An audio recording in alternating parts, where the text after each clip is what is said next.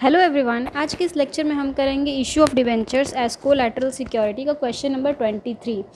ये क्वेश्चन थोड़ा सा लंबा है और थोड़ा अलग भी है।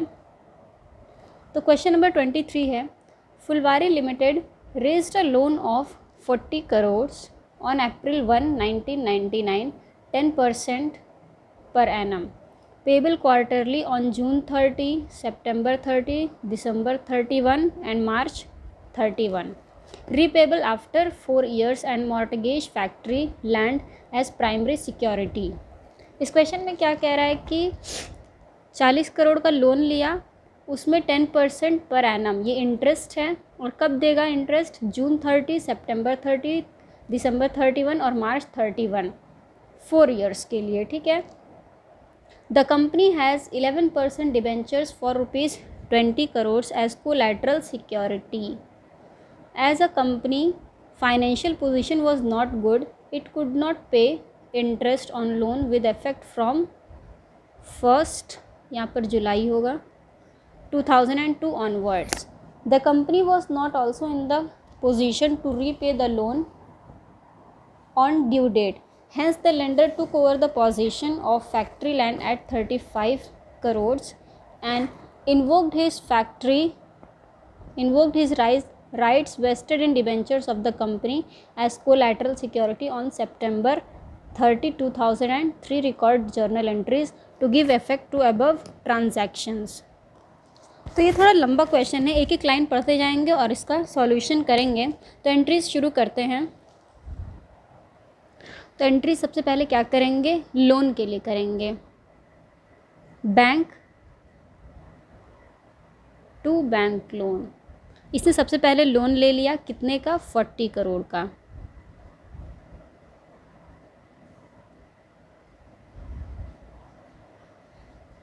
$40 करोड़ का लोन ले लिया। यहाँ पे लिख देंगे being loan raised for 40 crore. अब क्वेश्चन में दिया हुआ है कि इंटरेस्ट कितना है? 10% पर एनम। उसने 4 डेट्स दी हुई हैं, उस पर उसने दिए हैं सितंबर 30, दिसंबर 31, मार्च 31 और एक और है जून 30। ठीक है। तो उसके लिए हम इंटरेस्ट क्या एंट्री करेंगे, यहाँ पर डेट डालेंगे 1 अप्रैल 1999 है। उसके बाद जून 30। अब इंटरेस्ट की एंट्री करेंगे जून 30 को। इंटरेस्ट टू बैंक 4 डेट्स पे करेंगे। जून 30 हो गया, सितंबर 30, दिसंबर 31 और मार्च 31। Interest to bank, interest to bank, interest to bank सब में लिख देंगे big interest paid on loan. इसमें भी सेम, इसमें भी और इसमें भी सेम। तो इसमें क्या अमाउंट जाएगा? 40 करोड़ था, 40 करोड़ का 10%, यहाँ पे सॉल्व कर लेते हैं साइड में। 40 करोड़ है का 10%, और क्या बोल रहा है कि पेबल क्वार्टरली, मतलब 4/12। यहाँ पर हो जाएगा 3/12। क्वार्टरली बोल रहा है तो इसका मतलब कि 4 पार्ट्स में डिवाइड करेंगे तो 3/12। इन सबको सॉल्व करेंगे तो आ जाएगा 1 करोड़। तो ये अमाउंट लिख देंगे चारों इंटरेस्ट में।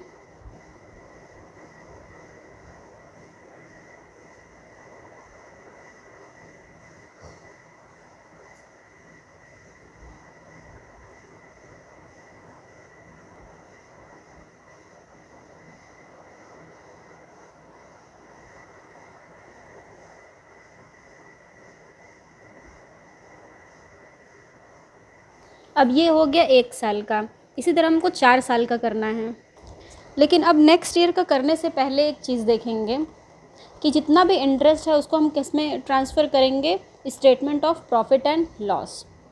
तो यहाँ पर डेट क्या हो जाएगा, मार्च 31 को ही करेंगे।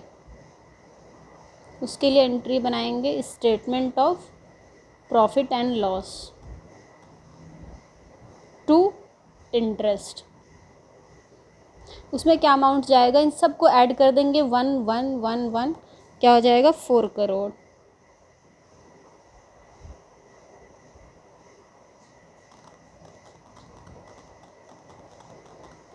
अब ये 1 साल का हो गया। अब दूसरे साल का करेंगे सेम एज इट इज़ जैसे हमने अभी किया।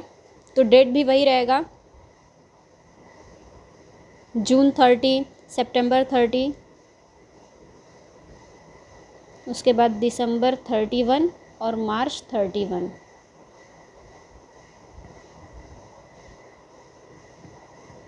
Interest to bank,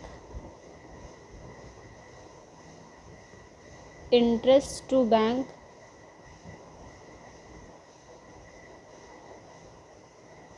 interest to bank और लास्ट इंटरेस्ट टू बैंक। इन सब में भी 1 करोड़।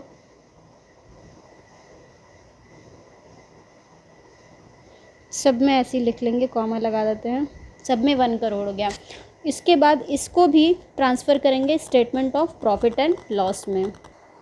डेट क्या डालेंगे, मार्च 31, statement of profit and loss to interest. इसमें भी क्या जाएगा, 4 करोड़। ठीक है। अब ये 2 साल का हो गया। अब तीसरे साल का करते हैं, फिर वैसे ही करेंगे, जून 30, सितंबर 30, दिसंबर 31 और मार्च 31। Interest to bank, interest to bank,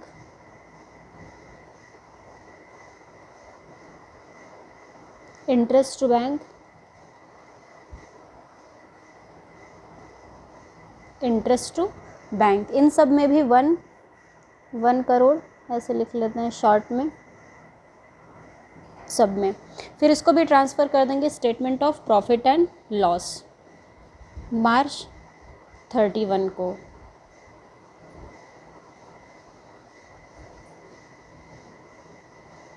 statement of profit and loss account debit to interest account. अब यहाँ पर क्या जाएगा, 4 करोड़। अब ये तीसरे साल का भी कंप्लीट हो गया। अब फोर्थ ईयर में क्या दिया हुआ है कि क्वेश्चन में दिया है कि company's financial position was not good, it could not pay interest on loan with effect from 1 July 2002। यानी कि जुलाई 1 और 2002 से उसने पे नहीं किया है। तो कब तक पे किया है, जून तक। तो यानी कि हम यहाँ पर 3 बार बना लेंगे।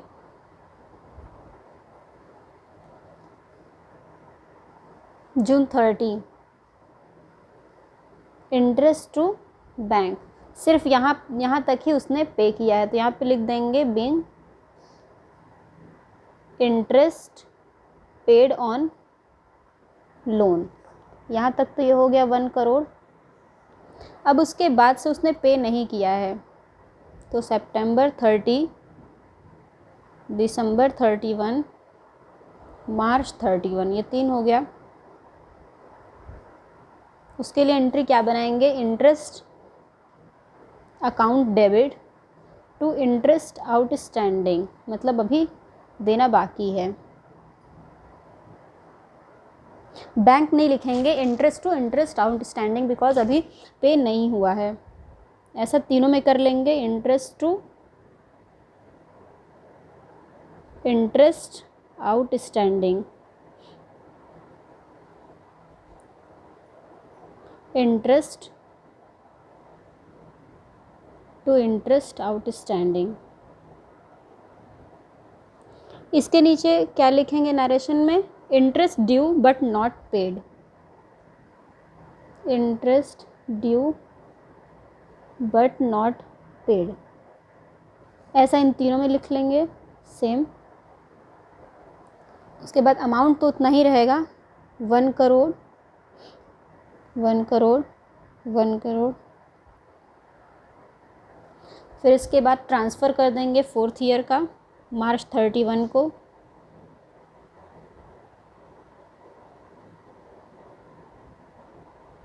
Statement of profit and loss to interest account, इसमें भी 4 करोड़ 4 करोड़। अब क्वेश्चन में क्या दिया हुआ है कि 35 करोड़ का जो लैंड है लेंडर ने टुक ओवर कर लिया, लेकिन उससे पहले एक डेट बाकी है जून 30 का, उस पर भी इसको इंटरेस्ट नहीं मिला है, नहीं दिया है। तो उसके लिए एक एंट्री बना लेंगे सेम जैसा अभी बनाया हमने, जून 30 इंटरेस्ट टू इंटरेस्ट आउटस्टैंडिंग, इसमें क्या हो जाएगा, इसमें भी 1 करोड़। अब ये 35 करोड़ वाला बना लेंगे जो कि उसने टुक ओवर कर लिया है। तो इसके लिए डेट है सितंबर 30, लोन टू लैंड अकाउंट, कितने का, 35 करोड़।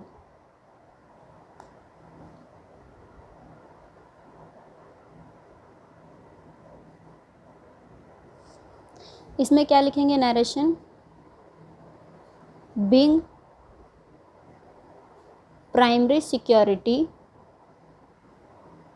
टेकन ओवर, ये क्या है, लैंड प्राइमरी सिक्योरिटी है जो कि उसने टुक ओवर कर लिया। अब नेक्स्ट एंट्री क्या बनाएंगे कि सितंबर 30 का भी इंटरेस्ट अभी बाकी है, तो उसके लिए क्या है, interest to interest outstanding account, इसमें भी 1 करोड़। अब हम देखेंगे कि पूरा टोटल इंटरेस्ट आउटस्टैंडिंग है कितना, तो ये डेट तो सेम रहेगा सितंबर 30, तो इसके लिए एंट्री बनाएंगे इंटरेस्ट आउटस्टैंडिंग, यानी कि जो ये लास्ट इंटरेस्ट होगा उसका यहाँ पर कॉपी करते हैं, इंटरेस्ट आउटस्टैंडिंग क्रेडिट में है तो यहाँ पे डेबिट में चला जाएगा, interest outstanding account debit to interest account. अब देखेंगे यहाँ पर अमाउंट क्या जाएगा, इसमें देखेंगे एंट्रीज़ में कि कितने आउटस्टैंडिंग है। एक तो ये आउटस्टैंडिंग हो गया सितंबर 30, दूसरा आउटस्टैंडिंग ये है जून 30 को था इंटरेस्ट आउटस्टैंडिंग, तो 2 हो गए। अब यहाँ देखेंगे ये सितंबर 30 पे एक था आउटस्टैंडिंग, दिसंबर पे, और एक ये मार्च पे, टोटल कितने हुए 5, और 5 कितने हैं अमाउंट, 1 करोड़ 1 करोड़ 1 1, तो टोटल हो जाएगा 5 करोड़।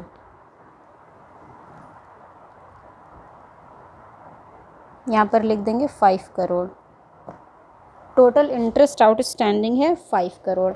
अब इसके बाद क्या करेंगे, अब क्वेश्चन में क्या दिया हुआ है कि invoked his rights vested in debentures of the company as collateral security, तो उसने अपने राइट्स को इन्वोक कर लिया, तो उसके लिए क्या एंट्री बनाएंगे, ये भी डेट सेम रहेगा सितंबर 30, लोन था टू 11% डिबेंचर हो गया, कोलैटरल सिक्योरिटी डिबेंचर है,